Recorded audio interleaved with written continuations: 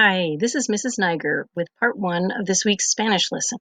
We're talking about past tense verbs this week, something we've done already a little bit of, so this should sound pretty familiar at the beginning. In Spanish, there are two really useful kinds of past tense verbs. Preterite is a basic past tense. It's just used to talk about a thing that already happened, a completed event, sometimes a list of completed events. Imperfect is used to talk about ongoing things that happened in the past. What used to happen, what was happening for a while, what was in the process of happening. In this part one video, we'll be talking about what these past tenses are used for and how to create past tenses from infinitive verbs. Both of these tenses are used to talk about things in the past, but again, preterite refers to things that were completed in the past. For example, she closed the door, I bought a hot dog, that sort of thing. These would be talked about in Spanish in the preterite. I'm color coding preterite green for the rest of this video, so that may help keep those straight.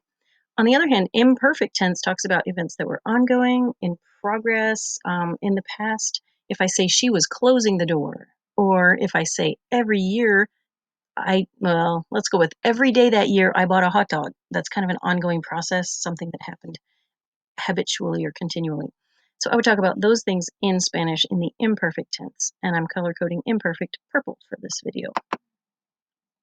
Here's a handy side-by-side list of what these past tenses are used for.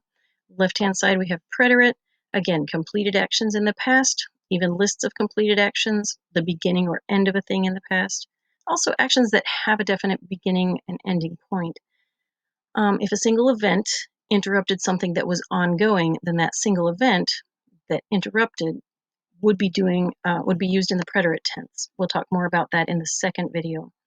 Right-hand side, we have imperfect. Again, actions that were repeated, actions that were habitual or ongoing. The imperfect tense is used to talk about someone's age in the past. It's also used to talk about mental or physical states in the past. Things like, was she confused, or how tall was he? Past times and dates use imperfect tense as well. Ongoing past events that set the stage for another event, those we will also talk about in the second video, but the ongoing event is imperfect, even if another tense is used for the other parts of the sentence.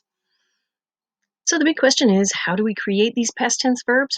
I've sorted out some endings for you into two sets of charts. You'll refer to these charts like usual. You have an infinitive verb that ends in AR, ER, or IR. You take off the ending, the AR, the ER, or the IR, and you put on the new past tense ending from the chart. I'll have a printable chart for you in the PDF file on this topic, so you'll be able to hold it in your hand and refer to it. Here we have a chance to look at some Spanish sentences that use these past tense words. On the top line, we have preterite.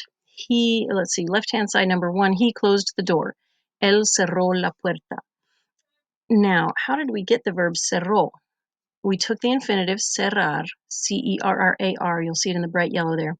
We took off the ending, which is the AR, and we added O with the accent from the chart, and we got cerró.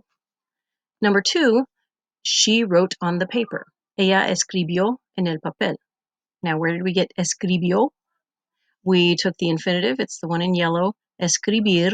We took off the IR. We added the ending from the chart, which is IO, with the accent on the O, and we got escribió.